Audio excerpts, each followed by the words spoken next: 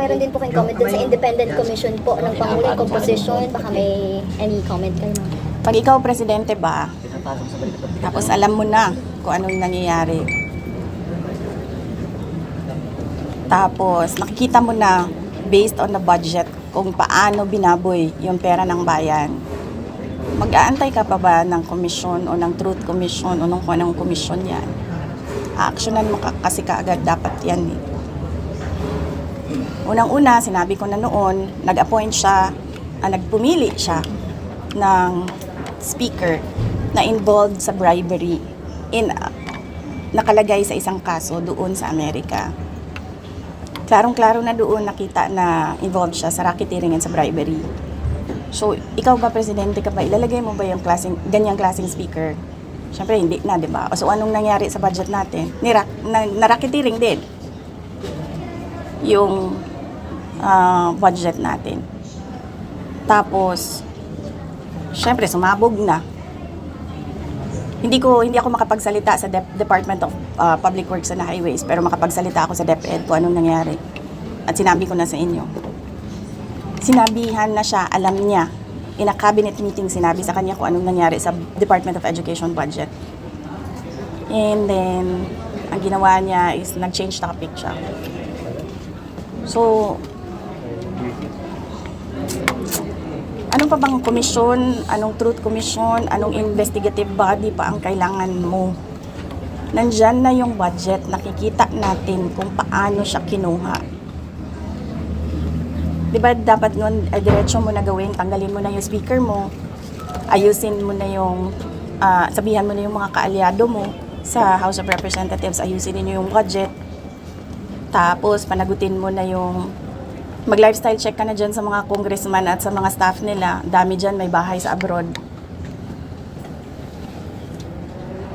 Diba? Masyado siyang, hindi niya alam kung anong gagawin at masyado siyang mabagal gumalaw. Nagmamadali ang Pilipinas eh. Pero alam niya lahat to, ma'am.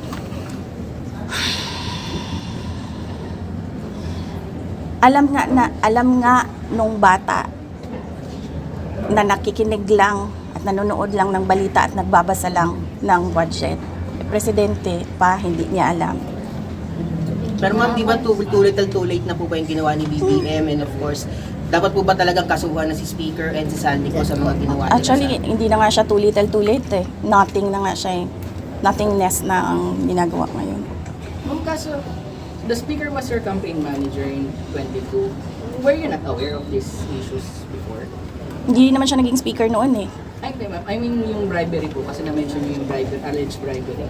Were you not aware during the 22 campaign? I do not remember the exact time kung kailan ko nalaman yung case doon sa United States kung saan nabanggit yung pangalan niya sa pagtatanggap ng bribery for the cases that were filed here in the Philippines. Pero hindi naman kasi ako ang pumipili ng speaker eh. Ang pumipili ng speaker ay ang presidente. At naging campaign manager lang naman siya by default eh kasi siya yung president ng partido ng Lakas. Aware po kayo sa recent moves po ni Cavite Representative Kiko Barzaga sa House. Parang china-challenge niya po kasi yung leadership ni House Speaker Martin Romualdez lang.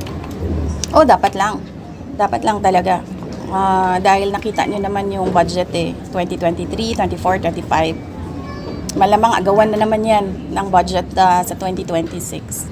At lahat yung mga past budgets natin, nakita natin na it was under the leadership of Speaker Martin Romualdez.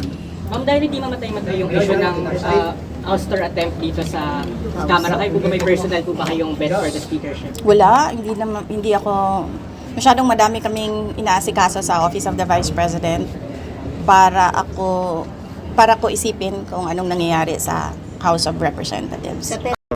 Masyadong mabagal ang kilos ni Presidente Bongbong Marcos, sabi ni BP Sara mga kababayan no, dito sa kanyang ambush interview matapos po doon sa budget hearing na dinaluhan niya mismo personal mga kababayan no, siya lang po mag-isa doon nang humarap sa budget hearing dito sa Committee on Appropriations no kaninang umaga dito sa House of Representatives at kinalauna naman ay terminated na agad yung hearing no, yung budget hearing mga kababayan. Bali dalawang questions lang yung o dalawang tao lang, dalawang congressman lang yung nagtanong sa kanya.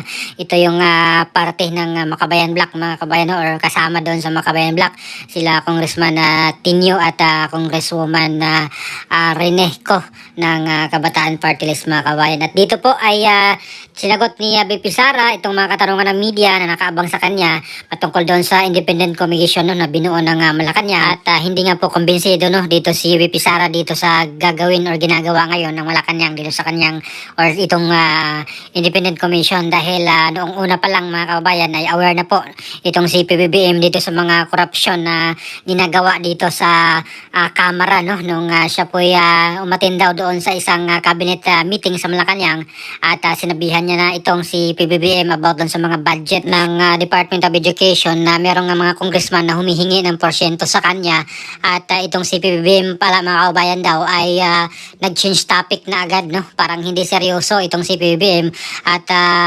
nag-change topic na ayaw pag-usapan or kumbaga yung dating dito ay ayaw niyang pag-usapan yung mga ganong bagay mga kababayan at doon ay nag-umpisa na po si BP Sara na talagang nagduda na dito no sa mga ginagawang hakbang ngayon ng Malacanang na kunwari may mga independent commission na mag-iimbestiga dito sa mga corruption no.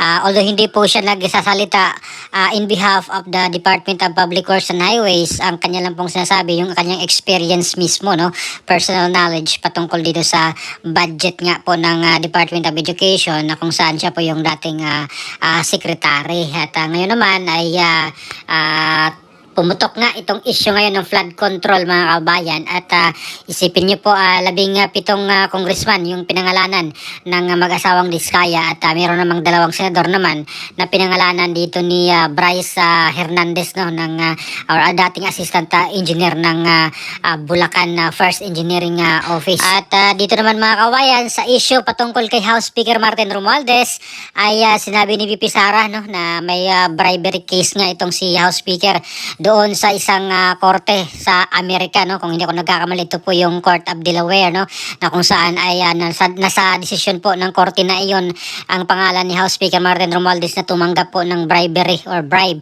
patungkol dito sa issue ng Okada naman mga kabayan, yung agawan ng Okada itong mga dating nagmamayari at yung ngayon ay parang may conflict mga kabayan at lumapit nga daw po yung isang kampo dito kay House Speaker Romualdez. At para po sa aking opinion dito mga kababayan no, dito pa lang makikita natin kung talagang seryoso itong si Pangulong Bongbong Marcos at siya naman yung presidente. Imposible naman na wala po siyang idea dito, wala siyang alam dito no sa kaso na ito ni House Speaker Romualdez na involved siya sa bribery at nasa korte na nga daw po ito no. May desisyon ang korte dito sa Amerika at itong si PBBM imposibleng hindi niya alam na ang mga bagay na ito mga kababayan, pero patuloy pa rin po siyang nagtiwala no dito kay House Speaker Martin Romualdez. Hindi pa po niya talagang pinalitan. Alam naman natin na itong House Speaker ay ang presidente po ang mismong pumili nito no.